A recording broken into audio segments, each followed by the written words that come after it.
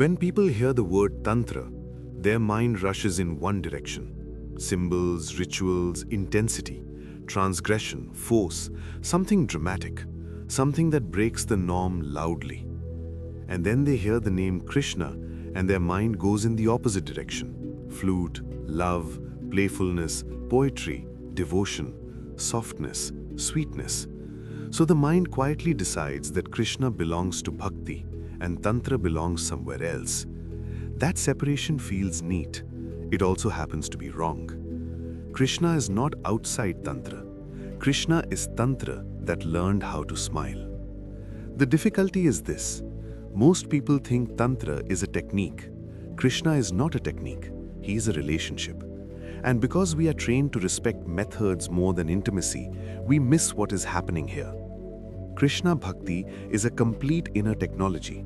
It works on the mind, the nervous system, desire, attachment, identity, and finally the sense of self. But it does so without announcing itself. It never says, now your ego will dissolve. It simply invites you to love. And love, when followed to its end, is far more ruthless than discipline. In the beginning, the seeker does not know this.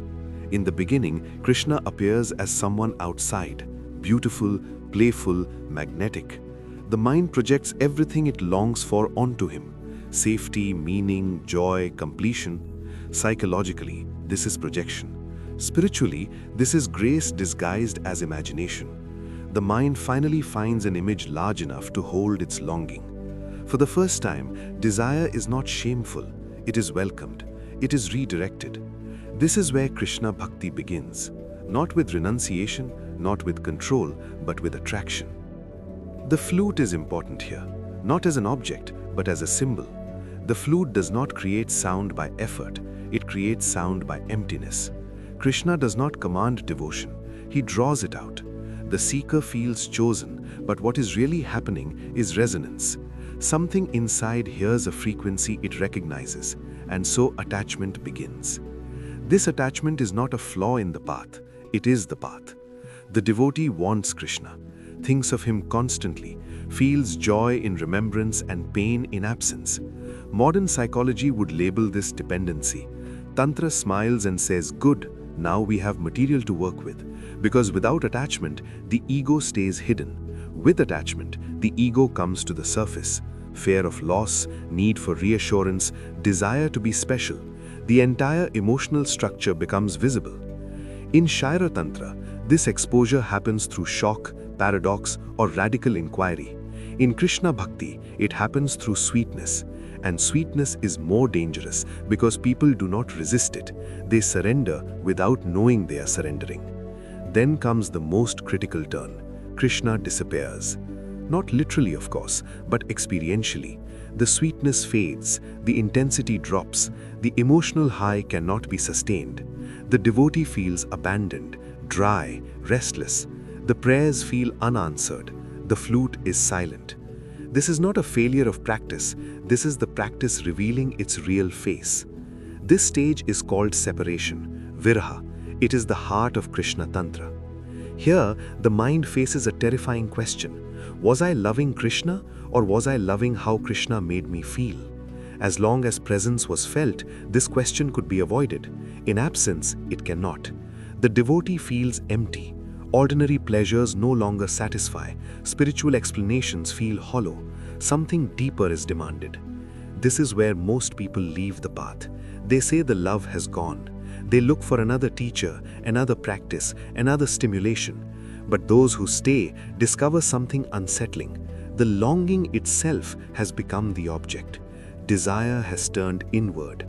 Attention no longer flows towards an image. It burns in the chest as awareness. This is Tantra. The ego cannot survive prolonged longing without an object. It needs something to hold on to. In viraha, nothing is given.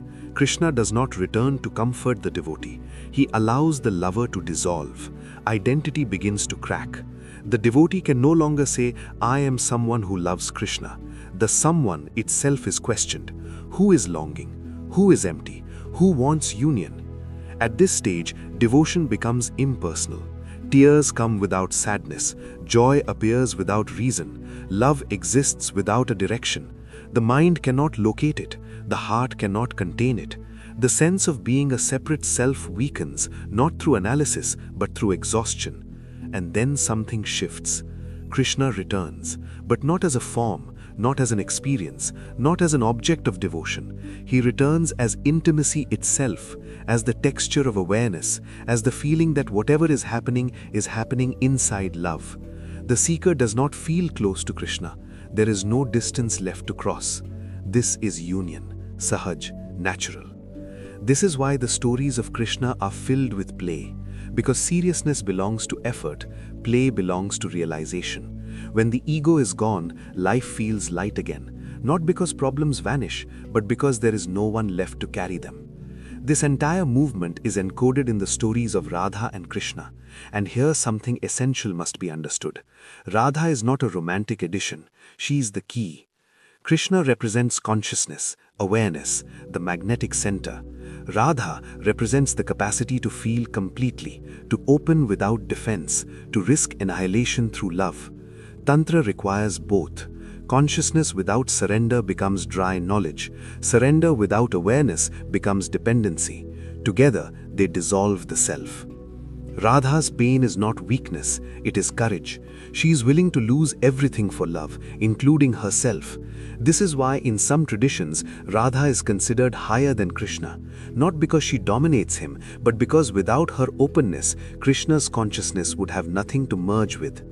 From a psychological perspective, Radha represents the part of us that dares to feel fully, that does not hide behind intellect, control, or detachment.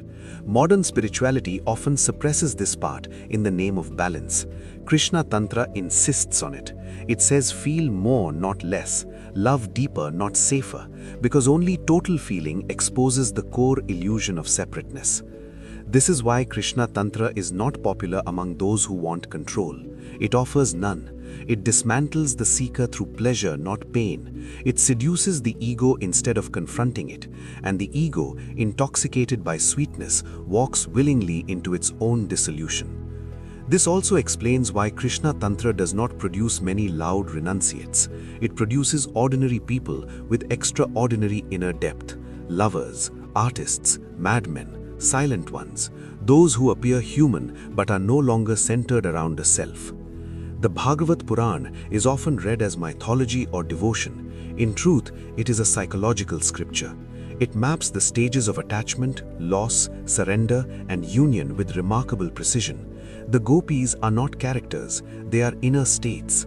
The Rasa Leela is not an event, it is consciousness dancing with itself once separation collapses. And here is the final irony. Krishna never teaches Tantra explicitly. He never explains methods. He never gives techniques for ego death. He simply lives in such a way that anyone who truly loves him cannot remain intact. That is his teaching. So when someone asks which Tantra is associated with Krishna, the honest answer is this. Krishna is associated with the Tantra that begins where technique ends, where love becomes unbearable, where longing becomes awareness, where the seeker disappears not in silence but in intimacy. Shaiva Tantra says, recognize yourself as Shiva. Krishna Tantra says, love until there is no one left to recognize anything. Both arrive at the same place, one through clarity, one through melting. And if you are honest, truly honest, you already know which one your heart is drawn to.